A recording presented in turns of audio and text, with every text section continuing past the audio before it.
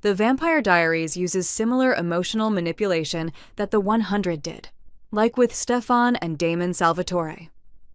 Stefan can slaughter people as the Ripper, but afterward the narrative brings us deeply into his guilt, self-hatred, addiction metaphor, and desire to be better.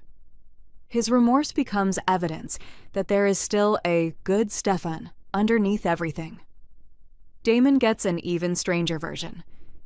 He murders, threatens, compels, abuses, or terrorizes people, but then the narrative gives us access to his abandonment wounds, love for Elena, complicated relationship with Stefan, loneliness, and occasional acts of extraordinary loyalty.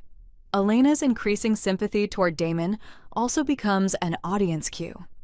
If the show's moral center can continue seeing humanity in him, viewers are encouraged to do the same. And then, Damon can do something horrific again. Remorse itself starts functioning almost like narrative currency. The character doesn't necessarily have to demonstrate lasting behavioral reform.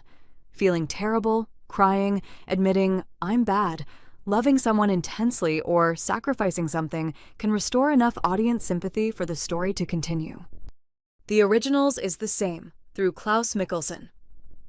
Klaus is murderous, controlling, vindictive, and capable of extraordinary cruelty, including toward members of his own family. Nevertheless, the audience is given extensive access to his psychological wounds, Mikhail's abuse, Esther's actions, his fear of abandonment, his desperate attachment to his siblings, his loneliness, and eventually his relationship with Hope. Fatherhood becomes particularly powerful because Klaus the murderer exists alongside Klaus the vulnerable father.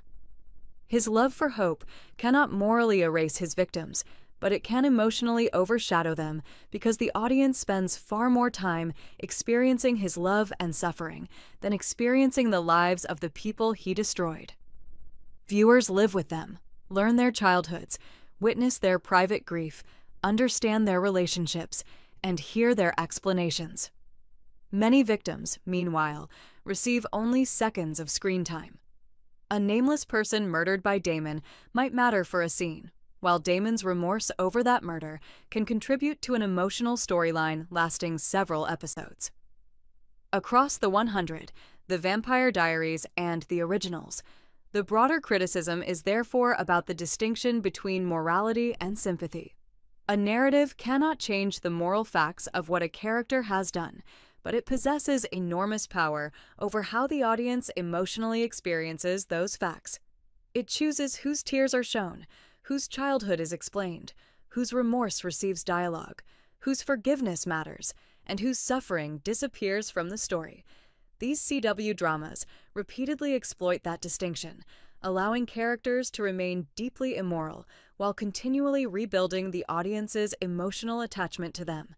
The resulting pattern does not necessarily prove that the writers themselves are immoral.